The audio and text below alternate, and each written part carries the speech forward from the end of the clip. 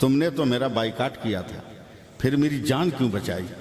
तो जंगल के जवान शेरों ने कहा, चचा आपस में जितना झगड़ा होगा झगड़ लेंगे, मगर जब बिरादरी के वकार का मसला आएगा तो आपस का झगड़ा नहीं देखेंगे, बिरादरी का वकार देखेंगे। ये समझ कब आएगी हमें? कब हमारे दिमाग में ये बात आएगी? लच्छेदार गुफ्तगू सुनोगे तब तुम्हें मजा आएगा। हवाओं में लहराने वाले अंदाज देखोगे तब तुम्हें मजा आएगा। वो तकरीर भी मैं करता हूं, मगर छोड़ दिया वो तकरीर। मैं इसी हिंदुस्तान में सफर कर रहा हूं, कड़ाके की सर्दी है, दिसंबर का महीना है। 2.5 किलोमीटर मैं जहां हूं वहां से रेलवे स्टेशन है। 3 बजे रात में मुझको ट्रेन पकड़नी है। मैं तनहा अटैची लेकर रोड पे खड़ा हूं, आपके उत्तर प्रदेश में ही खड़ा हूं। एक रिक्शा वाला आया, कहा कहां जाना? मैंने कहा जंक्शन। जाड़े में पूरा हाथ मुंह बांधे हुआ है। कहा 50 रुपये लूंगा। मैंने कहा दूंगा जी। बैठ गया। जब जंक्शन पहुंचा उसने अपना गमछा खोला, रुमाल खोला, तो मैं चौंक गया। पूरे चेहरे पर उसकी दाढ़ी थी। मैंने कहा आप मुसलमान हो? कहा अल्हम्दुलिल्लाह ईमान वाला हूं। माशाअल्लाह। मैंने 200 रुपये निकाल कर उसको दिए। माशाअल्लाह। 200 रुपये देखकर वो तमाम चीजें भुलाकर मुझको पकड़ लिया, गले से लगाया, बेतहाशा रोने लगा। इतना रोया कि उसने मेरी जैकेट तक भिगो दी। मैंने कहा चचा क्या हुआ? कहा मौलाना गरीब तो हूं मगर 3 खूबसूरत बेटियों का बाप भी हूं। 1000 कोशिशों के बावजूद मैं अपनी बेटी की शादी न कर सका। उम्र की गाड़ी चलती रही। अचानक मोहल्ले के कुछ दलाल किस्म के नौजवान आए। कहा तेरी बेटी की शादी नहीं हो रही? एक नौजवान है फला जगह का, वो तेरी बेटी से शादी करना चाहता है। अंधे को क्या चाहिए आंख? मौलाना मैंने शादी कर दी।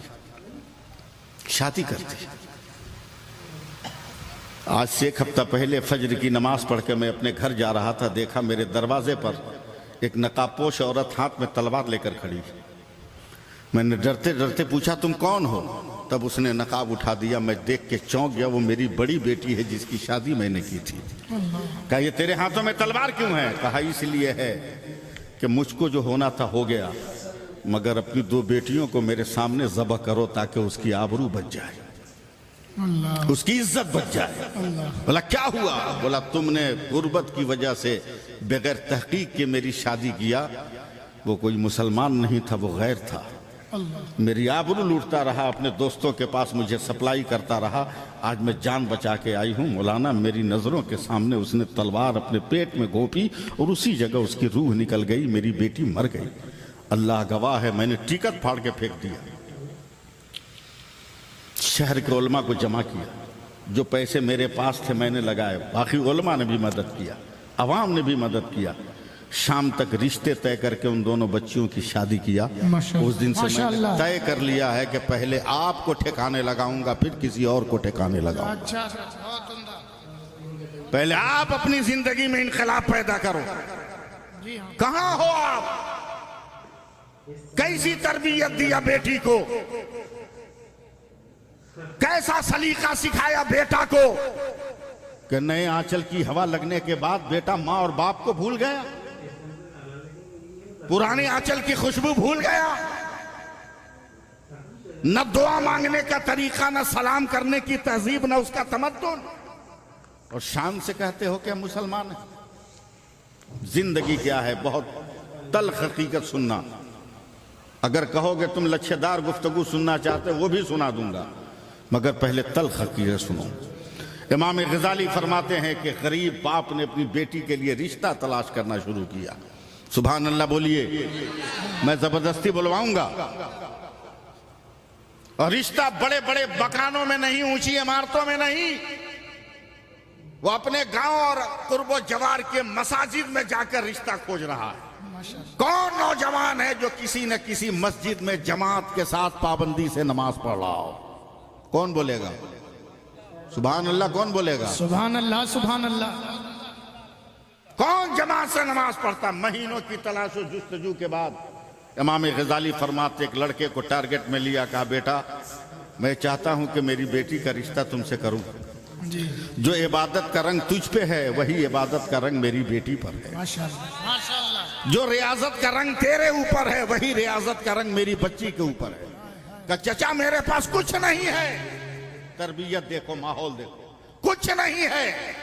का मैंने तेरी दौलत देखकर इबादत रिश्ता नहीं मांगा है, तेरी इबादत का जुनून और शौक देखकर मैंने रिश्ता मांगा। जी जी जी माशाल्लाह। निकाह हो गया, तैयार रहना नंदौर वालों, निकाह हो गया, शादी हो गई, जिसको आप उर्फ आम में सुहाग रात कहते हो, समझे, जो नई जिंदगी का शिलान्यास की घड़ी है, समझे, जिसे तुम सुहाग रात कहते हो। बीवी ने शौहर से कहा इजाजत हो तो मैं नमाज ऐशा पढ़ लूं। शौहर ने मुस्कुरा कर बेगम आप पढ़िए, मैं मस्जिद में जमात से पढ़कर आता हूं। हाय हाय हाय। एकदम जरा सी भी ढील ढाल में बर्दाश्त नहीं करूंगा, आज मैं बहुत मूड में हूं, मैं जमात से नमाज पढ़कर आता हूं। ये नमाज पढ़ रही है घर के अंदर, सलाम फेरा, सलाम फेरा, देखा पानी का मटका है, मटके के ऊपर ढकना है, ढकने के ऊपर गठरी है, दुआ मांगना भूल गई, चौंक कर कहती है मटका तो ठीक है पानी के लिए, ढक्कन तो ठीक है मुफ्ती साहब गर्दो गुबार कीड़े मकोड़े से बचाव के लिए, मगर पानी में प्रेशर थोड़ी है कि ढक्कन उड़ जाएगा। इस ढक्कन के ऊपर ये गठरी क्यों? ये तो फाजिल चीज लग रही है, जी ये इजाफी चीज है। जब तक शौहर आ गया, का मेरे सरताज ये मटके के ऊपर ढक्कन, ढक्कन के ऊपर ये गठरी क्या है? शौहर की आंखों में आंसू आ गए। कहा बीबी तेरे बाप ने मेरी गुर्बत, मेरी मजबूरी, मेरी कसमपुरसी की जिंदगी नहीं बताई। कहा क्या मतलब? कहा मैं सुबह को खाता हूं तो शाम का पता नहीं। आज बारात जाने से पहले, निकाह करने से पहले मुझको 2 रोटियां मिली थी, एक रोटी खाकर मैं तुमसे शादी करने गया था। आज तेरी पहली रात है, कहीं तुम भूखी न सो जाओ, तो एक रोटी बचाकर मैंने तेरे लिए रख दिया है। एक बार वो कहते हैं या अल्लाह, और बेहोश हो गए। अल्लाह। हजार जतन पर भी वो होश में नहीं आई। चंद ही किलोमीटर के फासले पर उसके बाप का घर है, बाप को बुलाया गया, बाप ने भी मेहनत की, बेटी होश में आई तो बाप के पांव को पकड़ लिया बेटी ने। नंदौर वालों का अब्बा ये बताइए मैंने कौन सा जुर्म किया था कि इतने बड़े पापी से मेरी शादी कर दी? का बेटी वो पापी है, हर नमाज में किसी न किसी मस्जिद में तकबीर उला के साथ उसने शिरकत की है। मैंने बरसों खाक छान कर ये हीरा तलाश किया है तेरी जिंदगी के लिए, और तू कहती है पापी है। कहा हाँ हाँ पापी है, पापी। तरबियत देखना, सलीका देखना, पापी है। बोला कैसे? बोला इसको अपने खुदा पर भरोसा नहीं। बोला क्या मतलब? ये सुबह को खाता है और शाम के लिए बचा के रखता है। अबे जो खुदा सुबह को रोजी दे रहा है वही खुदा शाम को भी रोजी दे रहा है। बताओ ये सलीका होगा तो कभी इख्तिलाफ पैदा होगा। और ऐसे ही बच्चे मैदान जंग में खालिद की सूरत बनकर चमकेंगे। इनकलाब पैदा करो अपनी जिंदगी में, संभलो। सिर्फ तकरीर सुन के नारे मत लगाओ। सही बात। तकरीर कौन सी बड़ी बात है यार, तकरीर कौन सी बड़ी बात? मैं मुद्दतों बाद हजरत से मुलाकात हुई है, मैं अपनी एक झलक हजरत को दिखा दूं ताकि आपको भी समझ में आ जाए कि मैं तकरीर करना जानता हूं। मौलाना हनूर साहब आपने पानी पिया है कि नहीं? हाँ पानी पिया है ना? पानी पानी है, पानी पानी पानी पानी पानी है, पानी पानी है। जरा सा मुस्कुराइए ताकि मैं लफ्जों के मेराब में आपके तबस्सुम की किरणों से गुफ्तगू का कोई गोशा तलाश कर सकूं। समझे समझे? पानी पानी है मीर हमजा साहब, पानी पानी है। आपने भी टोपी पहना है, मैंने भी टोपी पहना है, अमीर हमजा ने भी टोपी पहना है, बहुत सारे लोगों ने टोपी पहना है। मगर जैसे ही करीब आएगा आदमी, मुझसे पूछेगा कौन टोपी, मैं कहूँगा इंडोनेशिया की टोपी। आपसे पूछेगा कौन टोपी, बोला रामपुर की टोपी। उनसे पूछेगा कौन टोपी, वो कहेंगे बांग्लादेश की टोपी। उनसे पूछेगा कौन टोपी, वो कहेंगे बरकाती टोपी। दूर से सब कह रहा था टोपी टोपी, मगर जैसे ही करीब आया सबका नाम बदलता गया। नाम बदलने से हकीकत नहीं बदलती है, नाम बदलने से हकीकत पे फर्क नहीं पड़ता है। अब 2 मिनट के लिए मैं अपने उलमा की तवज्जो चाहूंगा। पानी पानी पानी, आसमान आसमान से जब जमीन पर आए उसे बारिश कहते हैं। वही पानी जब जमीन से आसमान पे जाए उसे भाप कहते हैं। वही पानी आसमान से जमकर जमीन पर गिरे उसे ओला कहते हैं। वही पानी गिर के जमीन पे जम जाए उसे बर्फ का टुकड़ा कहते हैं। वही पानी गिर के अगर बह जाए उसे दरिया, समंदर और नहर कहते हैं। वही पानी गिरकर अगर इकट्ठा हो जाए उसे तालाब और झील और पोखर कहते हैं। वही पानी अगर डोल से निकले, डोल का पानी बदना से निकले, बदने का पानी गिलास से निकले, गिलास का पानी कटोरा से निकले, कटोरा का पानी घड़ा से निकले, घड़ा का पानी ट्यूबवेल से निकले, ट्यूबवेल का पानी हैंड पाइप से निकले, हैंड पाइप का पानी बोरिंग से निकले, बोरिंग का पानी नदी से निकले, नदी का पानी नाले से निकले, नाले का पानी गिलास से निकले, गिलास का पानी जग से निकले, जग का पानी कुएं से निकले, कुएं का पानी नदी से निकले, नदी का पानी फ्रिज से निकले, फ्रिज का पानी हैंड पाइप से निकले, हैंड पाइप का पानी। मगर वही पानी अगर फलों से निकले अर्क होता है, वही पानी फूल की पत्ती से टपके शबनम का कतरा होता है, वही पानी बदन से निकले पसीना होता है, वही पानी आंख से निकले आंसू होता है, और वही पानी इस्माइल के कदम से निकल जाए तो आबे ज़मज़म होता है, और मुस्तफा की उंगली से निकल जाए तो आबे रहमत होता है। नारे तकबीर, नारे रिसालत, मसलके आला हजरत, उलमाए अहले सुन्नत, फैज़ान हाफिज़े मिल्लत, फैज़ान मुबल्लिग़े इस्लाम, फैज़ान सूफी निज़ामुद्दीन, अल्लामा सैफुल्लाह अलीमी। क्या गुफ्तगू हज़रत, माशाअल्लाह। जवाब नहीं हज़रत, जवाब नहीं, बहुत उम्दा। बहुत सलीके से मेरी गुफ्तगू सुने जी। आता कुछ नहीं है, फुटानी जरूरत से ज्यादा। मौलवी चलेगा तो बोलोगे क्या मौलवी है, पांव आगे पीछे हो रहा है। जी जी। अबे किसी मौलवी का पांव आगे पीछे होते देखो तो खुदा का शुक्र अदा करो कि तुम्हारे गांव का को अच्छा मौलवी मिला। हाँ, सबका पांव आगे पीछे नहीं होता, जी समझे। जो होश में रहता है उसी का पांव आगे पीछे होता है, जो नशे में रहता है उसका पांव तो दायां बायां होता है। जी। और तनकीद करते मौलवियों के पांव आगे पीछे हो रहा है, आगे पीछे होता देखकर शुक्र अदा कर मौला का कि तुम्हें कायद मिला है तो अच्छा मिला है। बेशक। हैं, मूड है सुनने का? सुनाऊं? सुनिएगा? हैं? हाँ, मैं दिल खोलिए, मैं सुना रहा हूँ। माशाअल्लाह। हजरत दुआ का तालिब। माशाअल्लाह। इमाम गजाली फरमाते हैं एक बाप है, जज है, 5 मिनट बर्दाश्त कीजिए मुझको। जज है, अकलौती बेटी है, बीवी का इंतकाल हो गया, कोई औलाद नहीं, तने तन्हा उस लड़की का मुहाफिज है। देखा एक दिन बेटी को शबाब की पगडंडियों पे उसका वजूद नाज़नीन हिचकोले खा रहा है। शबाब कोपल वाली शाखों से टपकते हुए पानी की तरह उसका नजर आ रहा है। रिश्ता तलाश करना शुरू किया, चप्पलें घिस गई, मगर बेटी के मेयार के लायक लड़का नहीं मिला। लड़का नहीं मिला। तवज्जो से सुनिए। उदास होकर दोपहर का खाना खा रहा है। बेटी ने पूछा, अब्बा इतनी उदासी क्यों? कहा, बेटी तेरे लिए रिश्ता तलाश कर रहा हूं, तेरे मेयार का नहीं मिल रहा। शरीफ लड़की ने सर झुकाकर कहा, क्यों इतनी मेहनत करते हैं, तलाश घर से शुरू कीजिए। बाप ने समझा कोई इशारा है, खानदान और रिश्तेदारों में नौजवानों का मेयार देखा, मगर कोई इसके मेयार से मैच नहीं कर रहा। एक हफ्ते के बाद फिर सर झुकाए बैठा। कहा, अब्बा क्या हुआ? बोला, बेटी तेरे मेयार का तो रिश्तेदार में भी कोई नहीं।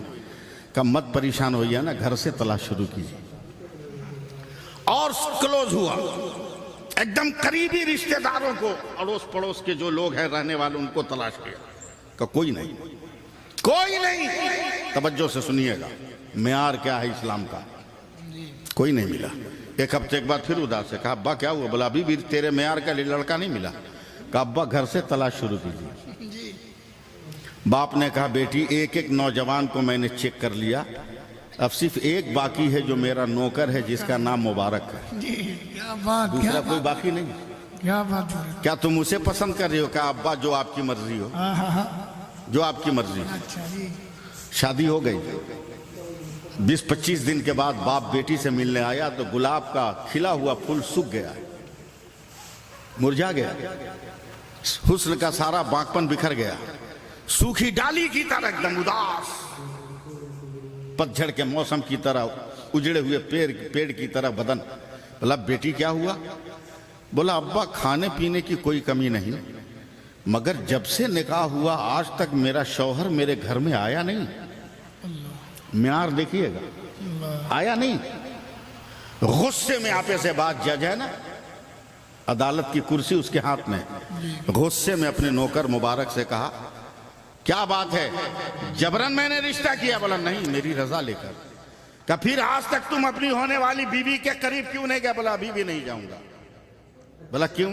बोला आप जज हैं, अब मुझे शक है कि कहीं जिंदगी में कोई फैसला करते हुए आपने किसी नाहक के हक में हकदार के हक में आंख न दबा ली। मुझे शक है कि आपने कोई गलत फैसला न दिया हो, तो आपकी तनख्वाह जायज नहीं हुई, हराम हुई। और उसी को खाकर हमारी बीवी पली बढ़ी है। और मेरे नबी ने फरमाया कि जब हराम खून का शक पैदा हो जाए तो मुसलसल 40 दिनों तक उसे हलाल खुराक खिलाओ ताकि हराम खून का शक निकल कर बाहर हो जाए। अभी 25 दिन हुए, अभी 15 दिन और मैं अपने हलाल की कमाई खिलाकर हराम खून बाहर करूंगा, हलाल खून डालूंगा, फिर मैं अपनी बीवी के करीब जाऊंगा। ये मुबारक नामी इंसान जब 40 रोज के बाद अपनी बीवी के करीब गया और जब बीवी को हमल ठहरा तो जो बच्चा पैदा हुआ वही दुनिया तसव्वुफ का इमाम हजरत अब्दुल्ला इब्ने मुबारक बनकर जमाना। सुभान अल्लाह, सुभान अल्लाह, सुभान अल्लाह। ये मेयार कहाँ से लाओ? माशाअल्लाह। ये जिंदगी का रास्ता कहाँ से लाओ? उलमा के करीब आओगे तब ना, हैं? नमाज पढ़ोगे नहीं, तनकीद इतनी करोगे। हजरत मैं ट्रेन में सफर कर रहा था राजधानी में, एक इंग्लिश में मैगजीन, एक आदमी के हाथ में किताब थी, मैं उठा के उसको वरक पलटने लगा, एक पॉइंट पे मेरी नजर पड़ी, मैं चौंक गया। बहुत अच्छा पॉइंट था। कहा इंसान 7 दिन किसी अमल को रेगुलर कर ले तो उसका आदी हो जाता है। बहुत बड़ा फार्मूला था, मुसलसल कर ले तो उसका आदी हो जाता है। अब मैंने गौर किया, वाकई गुटखा खाने वाला 5 दिन खाया, परमानेंट खाने लगा, मुंह टेढ़ा हो गया, नहीं छोड़ा। हैं?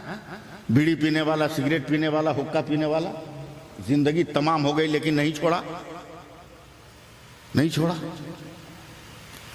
मगर आकर यहां चौंक गया कि या अल्लाह, दुनिया का कोई नशा स्टार्ट करने के बाद 7 दिन के बाद छूटता नहीं, मगर हाय रे मुसलमान, ये 30 दिन रमजान में नमाज पढ़ा, मगर शव्वाल का चांद नजर आते ही ये छोड़ कैसे दिया?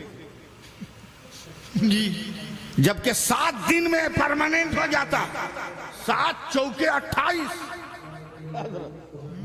यानी इतने दिनों तक पढ़ा फिर भी ये छोड़ दिया। मैं हैरत से उस किताब को पलट रहा हूं। चैप्टर के आखिर में एक लफ्ज था, ये 7 दिन में परमानेंट वही आदमी होगा जो अमल शुरू करने से पहले छोड़ने की नियत न किया। फिर मैंने सर्वे किया, पता चला बीड़ी पीने वाला कभी छोड़ने की नियत नहीं करता, पान गुटखा खाने वाला कभी छोड़ने की नियत नहीं करता, मगर मुसलमान रमजान का चांद होते ही नमाज पढ़ने की नियत के साथ साथ ईद के दिन आते ही छोड़ने की नियत कर लेता, इसलिए नमाजी न बन सका। आसान सा नुस्खा दे रहा हूं, दूं? अरे बोलो ना भैया, दूं? आसान सा नुस्खा, मेरे कहने पर नहीं, हजरत के कहने पर, पीरे तरीकत है, शहजादे खतीबुल बराहीन है, इनके कहने पर एक काम करो, आज फजर की नमाज पढ़ लो। इनके कहने पर आज फजर की नमाज पढ़ लो और मेरे कहने पर दुआ मांग लो। इनके कहने पर नमाज पढ़ लो, मेरे कहने पर दुआ मांग लो। दुआ क्या मांगना है वो सुन लो, सुना दूं? हैं? दुआ क्या मांगना है? या अल्लाह, मैंने जो फजर की नमाज पढ़ी तेरा शुक्र है, मैं मुस्तकबिल में भी तेरे करम और रहम का मोहताज हूं। माशाअल्लाह। मेरे नबी फरमाते हैं कि बंदा खुदा की जिस नेमत को पाकर खुदा का शुक्र अदा कर लेता है, अल्लाह ताला उस नेमत को उसके मुकद्दर में मुस्तकिल अता फरमा देता है। जिंदा जी एक दिन पढ़ के देख, है कुछ नहीं बुखराती जरूरत से ज्यादा। सही है। अब अपने आप को संभालो। एक लंबी हदीस का तर्जमा कर रहा हूं, निस्फ दिन का भी तर्जमा करूंगा, आधे दिन का भी तर्जमा करूंगा, समझे, और पूरी हदीस का तर्जमा सुनो। मगर एक बार सुभान अल्लाह कह दो। सुभान अल्लाह। मैं जान रहा हूं मैं खाली मैदान में लाठी भांज रहा हूं, लेकिन उसे कोई फर्क पड़ता नहीं। मैं एकदम ठीक वक्त मुकर्रर पर आपसे रुखसत हो जाऊंगा, मगर अपनी बात करके जाऊंगा, समझे।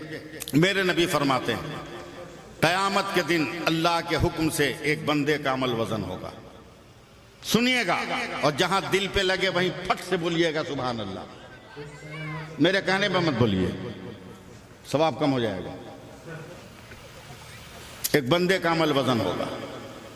फरिश्तों मेरे बंदे का अमल वजन कर।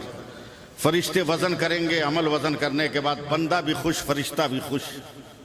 99 नेकी, एक गुनाह। बंदा भी मस्ती में है कि अब तो बेड़ा पार होगा।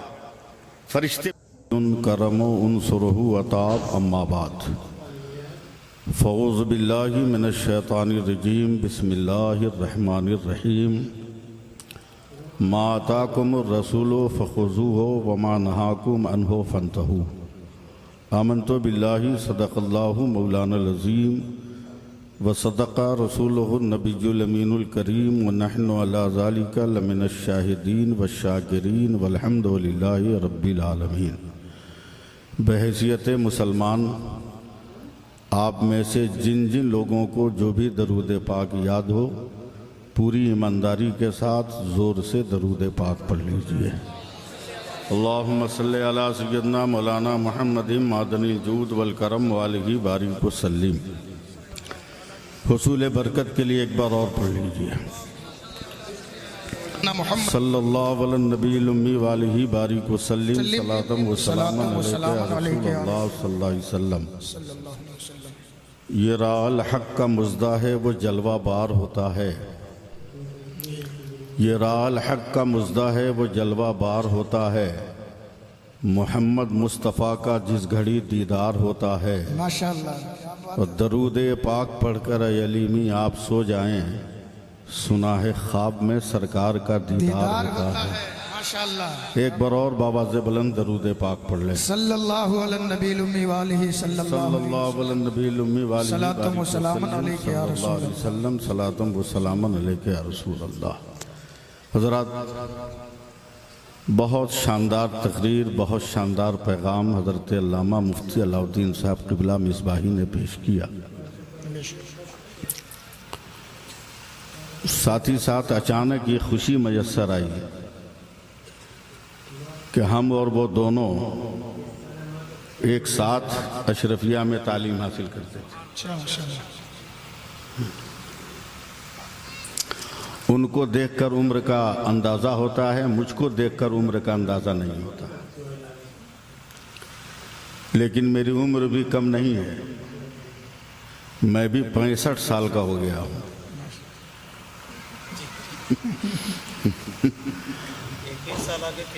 हाँ, 1 साल आगे पीछे थे हम लोग। ये हमसे सीनियर हैं, हम इनसे 1 साल के जूनियर थे। सीनियर होता है।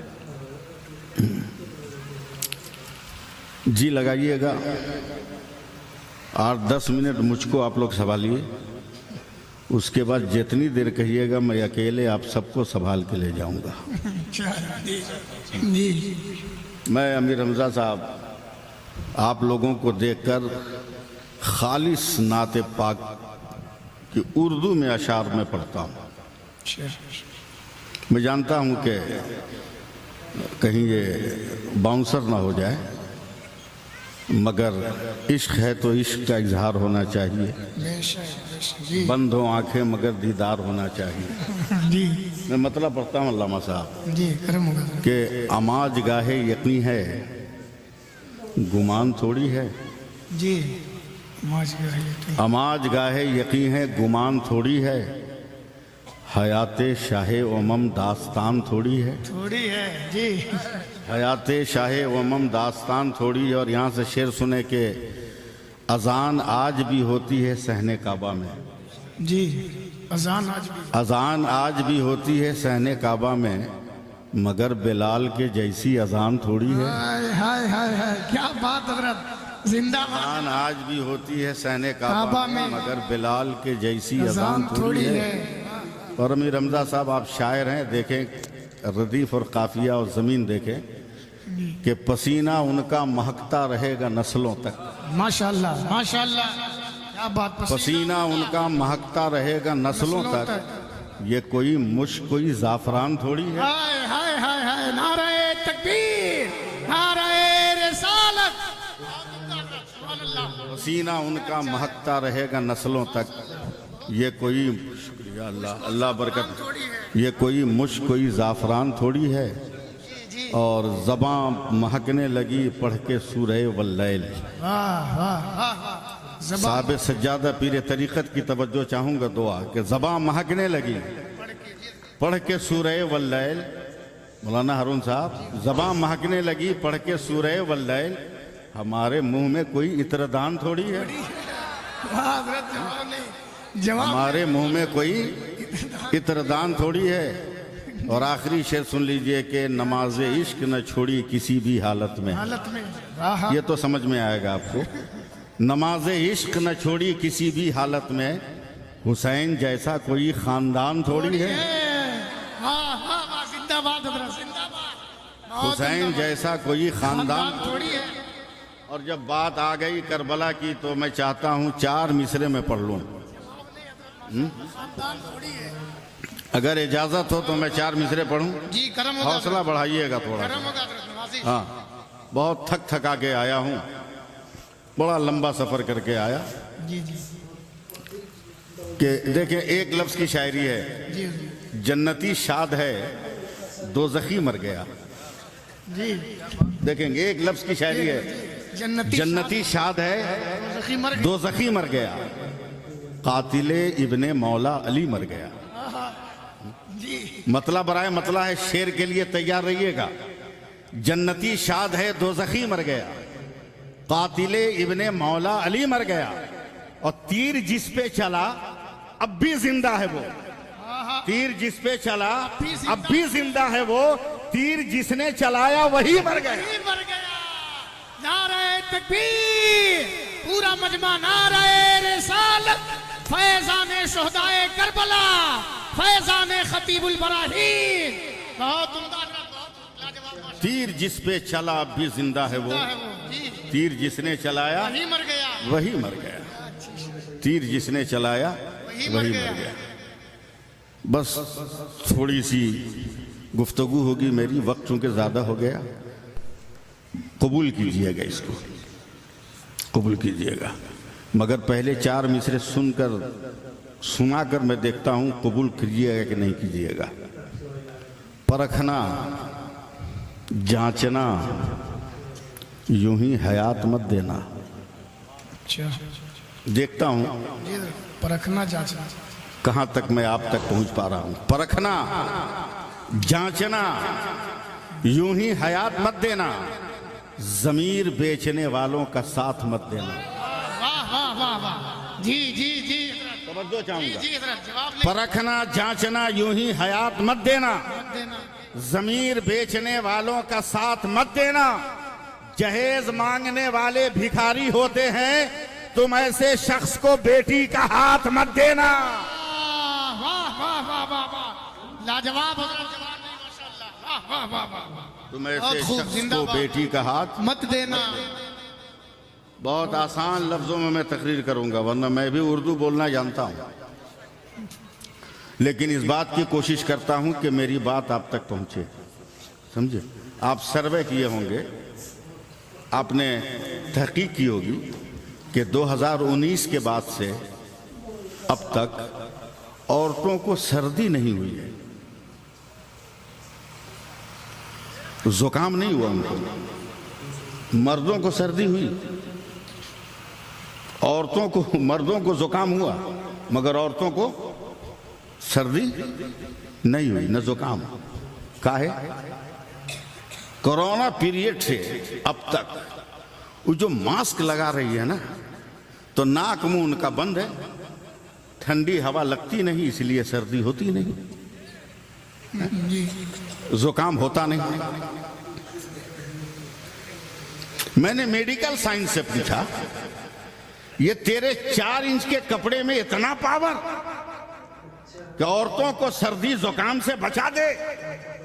तो मेडिकल साइंस ने कहा, मौलाना सर्दी जुकाम क्या, अगर 4 इंच का कपड़ा लगा लो मुंह और नाक पर तो दुनिया की कोई बीमारी नहीं लग सकती। तो मैं कहता हूं भाई अक्ल के अंधो, जब मेडिकल के 4 इंच के कपड़े के अंदर ये ताकत है तो रसूल की बेटी फातिमा ने जो निकाब दिया है उसका पावर कितना ज्यादा होगा। हाँ, क्या बात है। बोलो, जोर से बोलो, सुभान अल्लाह। सुभान अल्लाह।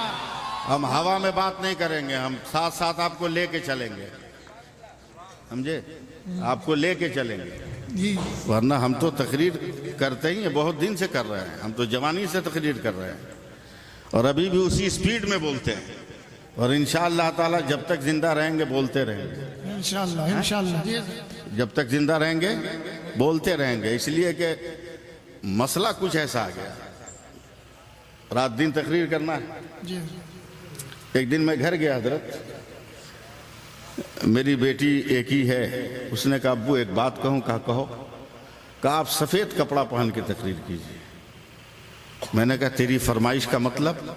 बोला आप चूंकि पान खाते हैं ना और बोलते हुए छींटे गिर पड़ती हैं, पान के कतरे गिरते हैं तो रंगीन कपड़े का दाग छोड़ाना बहुत मुश्किल है,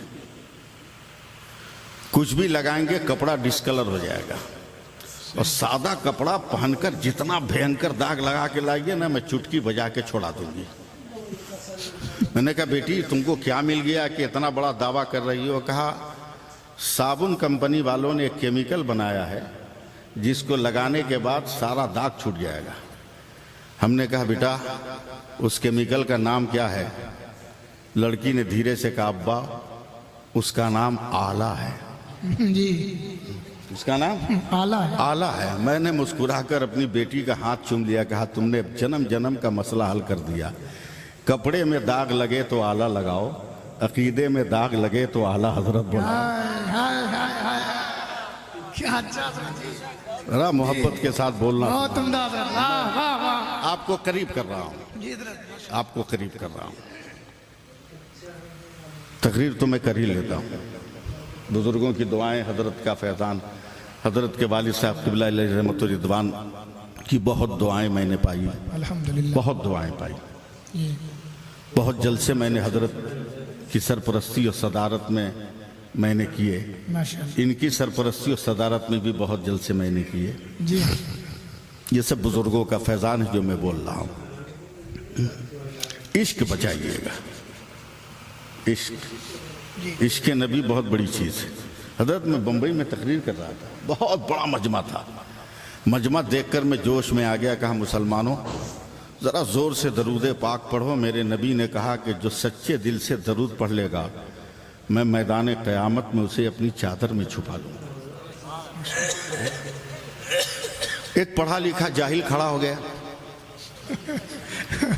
मैं लफ्ज़ बहुत सही बोलता हूँ भाई, हाँ, अनपढ़ जाहिल नहीं, वो तो अनपढ़ है, वो तो अनपढ़ है।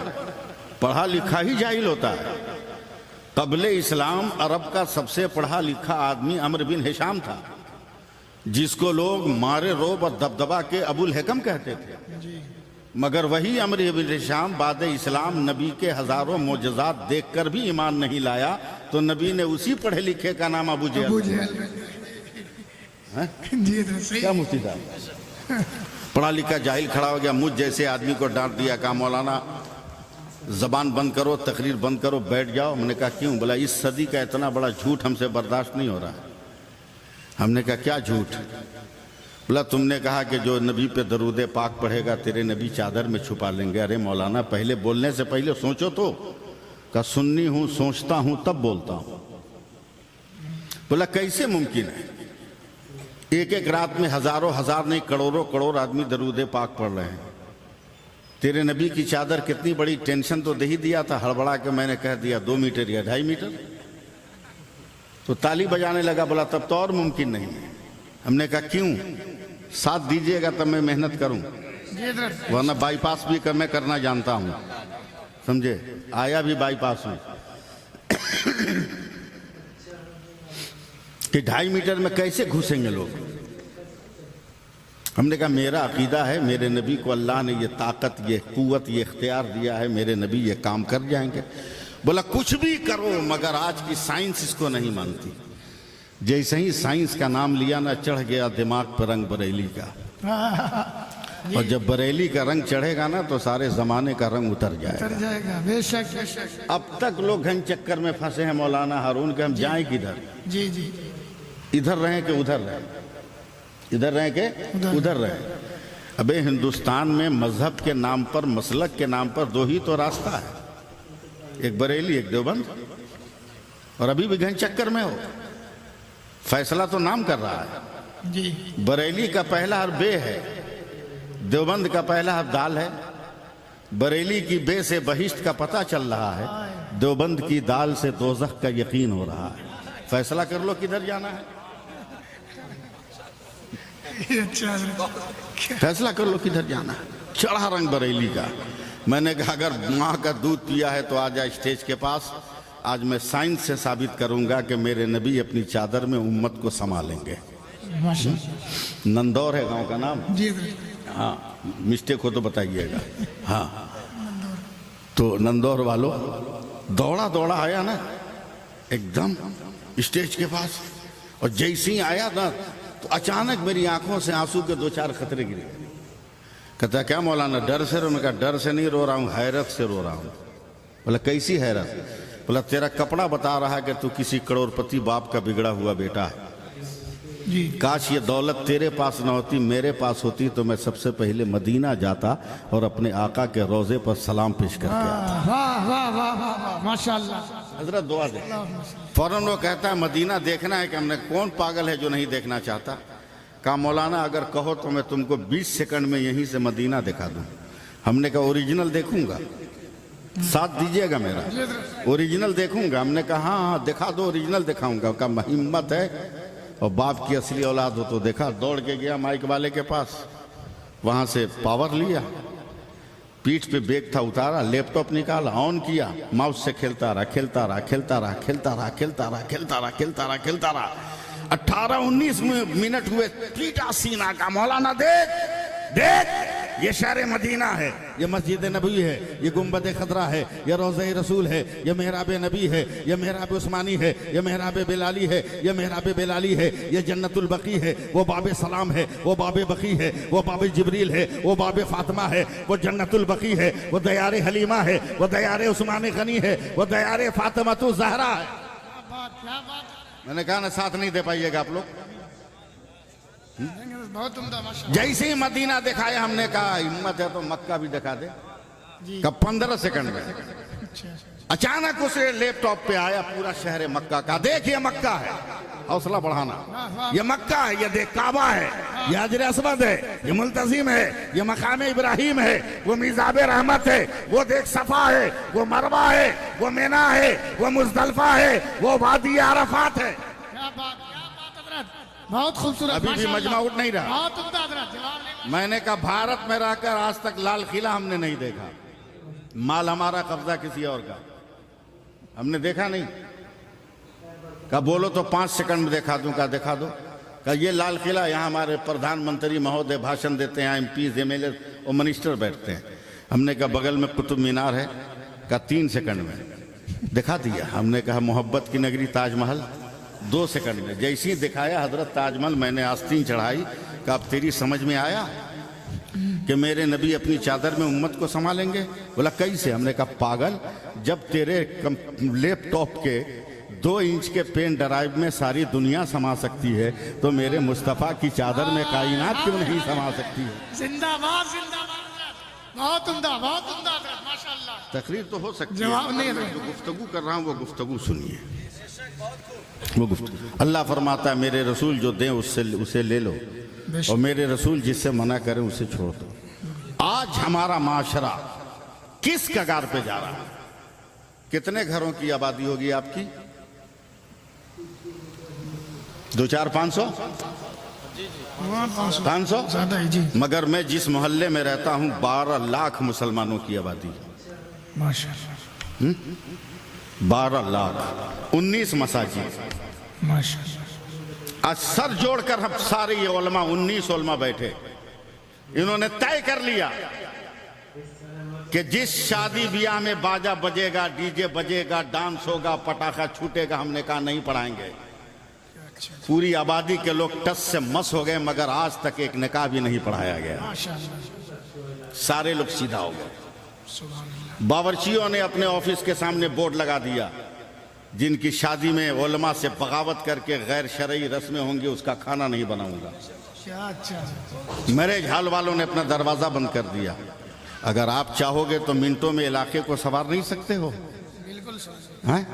लेकिन ऊंट की गर्दन में घंटी बांधे कौन? बांधे कौन? जिंदगी लगाइएगा। मैं बहुत धीरे धीरे बोल रहा हूं ताकि मेरी बात आपको समझ में आए, समझे? समझो मैं क्या कह रहा हूं। एक जंगल में एक शेर बूढ़ा हो गया, चल नहीं पा रहा। मुफ्ती अलाउद्दीन साहब किबला, जी जी। जवान शेरों ने कहा चचा फिक्र मत कीजिए, मैं हूं ना, मैं कमाऊंगा, मैं खिलाऊंगा। मगर कब तक? 2-4 दिन खिलाने के बाद जवान शेरों ने कहा कमाए हम खाए बूढ़ा, जो आपकी तर्ज जिंदगी है। एक बाप 10 बच्चों को पाल लेता है, मगर 10 बच्चे मिलकर एक बाप को नहीं पाल पाते हैं। डूब मरो। क्या कमाए हम खाइए, बाइकाट करो, खाना पीना बंद। बूढ़ा शेर कब तक भूखा रहता? 2-4 दिन बर्दाश्त के एक दिन लंगड़ाता हुआ गिरता पड़ता जंगल से बाहर निकला। काश मेरी बात आपकी समझ में आ जाए।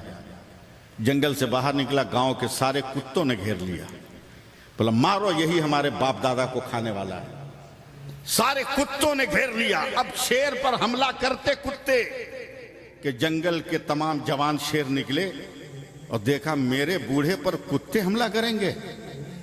जंगल के शेरों ने कुत्तों पे हमला बोल दिया और मार काट कर भगा दिया। तो बूढ़े शेर ने रोते हुए कहा बेटा